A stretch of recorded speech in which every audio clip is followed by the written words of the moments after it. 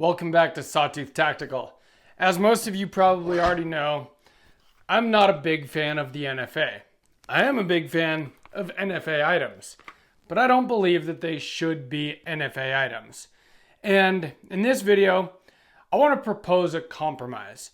You know how the anti-gunners are always talking about compromising when it comes to common sense gun control measures they always talk about, but their compromises always just end up being us losing more of our rights. The compromises never seem to work in the other direction. We don't ever get anything in the compromise. But before we get started, I don't want you to get this the wrong way. I believe that the NFA should be abolished, that there should be no such thing. The Second Amendment clearly states shall not be infringed, and it doesn't say except for silencers and short-barreled rifles. It says shall not be infringed. But here we are like 90 years after the NFA was put into place, and it's still in place. And so obviously we haven't been able to get rid of it yet. So I want to tell you about the compromise that I propose and something that I think that our gun rights advocacy groups should look into doing, because sometimes change is incremental, and so we need things to start going in the right direction. If this sounds interesting to you, make sure you're subscribed, and let's talk about it. So this is my proposal for a compromise. And again, don't get this wrong. I think that the NFA is unconstitutional and shouldn't be a thing. But the reality is that it is a thing. It's a thing we have to deal with. This is a two-stamp gun. One for a suppressor, one for a short-barreled rifle. And so you have Form 1s, you have Form 4s, you actually have multiple different forms, but those are the two main ones that most gun owners that own NFA items deal with. The Form 4 is to just buy an NFA item, to transfer one. That's how you purchase a suppressor. And the wait time for it can be up to a year, sometimes more. This one took over 11 months. And then there's a Form 1, which is manufacturing an NFA item. And that's like what this short-barreled rifle was. It was originally a pistol with a brace. And then you file a Form 1. And once it's approved, you can put a stock on it, vertical foregrip if you want. At that point, it becomes an SBR, or a short-barreled rifle. Now, what my proposal is this. Every time you want to get a new NFA item, whether you want to just transfer one that's already manufactured, or you're going to manufacture one yourself, you have to file a new Form 1 or a new Form 4, and you have to wait. And the wait times, you have no real way of knowing how long they're going to be. You have to pay a $200 tax stamp for each and every NFA item. And again, the NFA, that $200 tax stamp was meant to make NFA items prohibitively expensive. Back in the 1930s, $200 was a lot more money than it really is today. In reality, with inflation, the price of a tax stamp hasn't changed. So $200 is more affordable now than it ever was before, although it's still $200 extra on top of your already expensive NFA item. But that's not really the point. I mean, it kind of is. But the point is the wait time. So when I did a SBR, actually I did a few SBRs, it took a couple of months. When I did, and that was a Form 1. For the Form 4, it took almost a year. Why?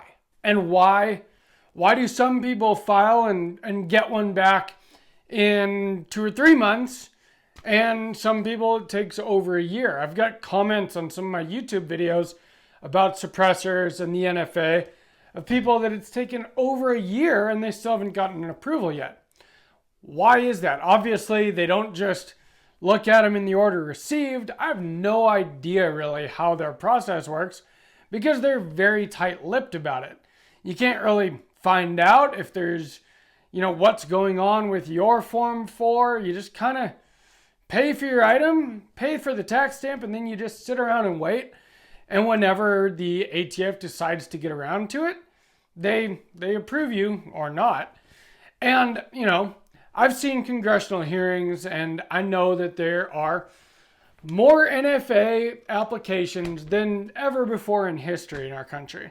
And so, and they don't have, they're very understaffed apparently. And so, you know, they have to go through these things one at a time, and it takes forever. But again, why? There's not really any good reason for that. You can go into a gun store, fill out a 4473, and take your gun home that same day in most cases. And they're running a background check on you on that and everything else. So why does an NFA application take so long? I don't really know. And I think it's pretty ridiculous, especially in this modern age of technology.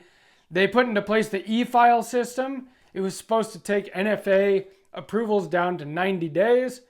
Obviously that didn't happen. All of my tax stamps have been e-forms, and none of them were in 90 days.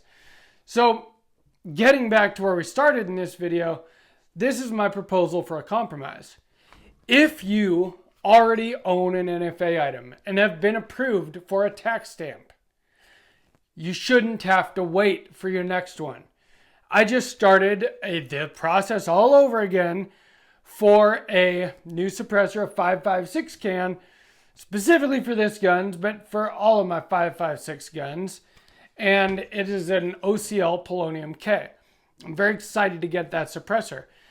I also plan to start one for a Yankee Hill Machine R9 for this PCC here. What I think is a logical compromise, if we can't seem to get rid of the NFA at this point in time, is we need to push to have it so that if you've already been approved for one NFA item, that if you want to get another NFA item, they should just be able to look you up and be like, yeah, we've already approved you, no problem. Take home your suppressor today. Put your stock on today. Because while the ATF isn't allowed to have a searchable database of gun owners, as far as like 4473s go and just regular firearm purchases, they do have a registry when it comes to NFA items, which is a big part of the reason why a lot of people don't want to deal with getting suppressors and SBRs. They don't want to be put on that registry. But once you already have, they can look that up. That one is a searchable database. And it's something that we sign that right away when we apply for a tax stamp. It's unfortunate. It's unconstitutional. It's pretty ridiculous, but it is what it is. And it is the reality, unfortunately, and it has been for a long time. But why then, if I apply for another Form 4, for another suppressor, why does it maybe take up to a year again when they already know that I've been approved for multiple NFA items? And this goes for you and anyone else as well. If you've already been approved for an NFA item, they should be able to approve you for another one basically immediately. Especially if you use something like the Silencer Shop kiosk, where, well, even if you don't, they already have your fingerprints on file, they already have your picture on file, as long as your stuff is all up to date.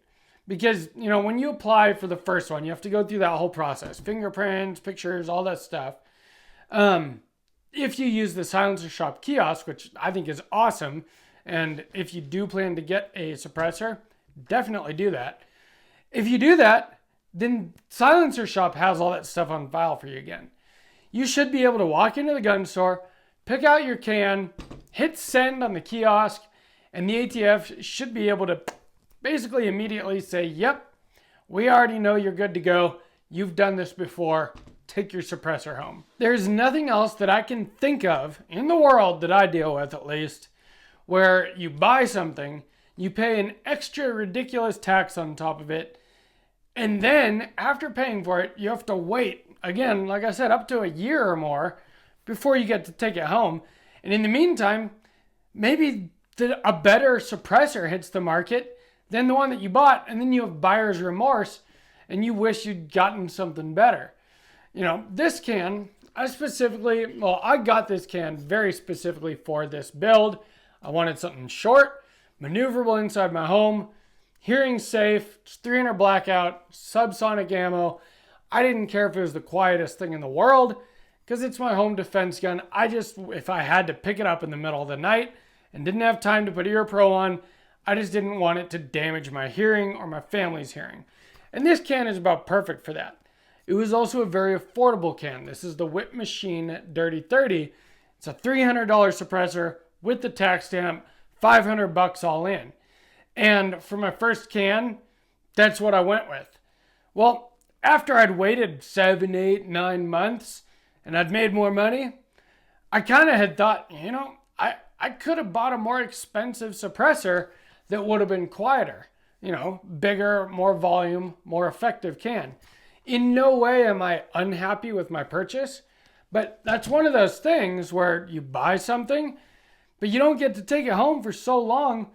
Maybe by the time you do, you wish you'd gotten something else, but you can't really do anything about it. That's the one that you filled out the Form 4 for. And I just think that there is no real logical reason for that. In this, again, like I said, modern age of technology, the fact that they do have a searchable registry for NFA items, you should be able to get approved right away. Let me know what you guys think about this. Don't get it wrong. Again, like I said, I'm not saying that I don't think the NFA should be abolished, because I do. But as far as a compromise, the gun control advocates always want to compromise with taking away our rights. Well, we should be able to get a compromise on something as simple as that. Because they already know that we're good to be approved. We should be able to be approved without a wait, especially the 2nd, 3rd, 4th, 10th time that we get an NFA item. Let me know what you guys think, if you agree with me or not. I would love to hear from you down in the comments. I answer every comment. I love interacting with you guys. Please give me a like if you enjoyed this video. Make sure you're subscribed. And from Sawtooth Tactical, stay strapped or get clapped.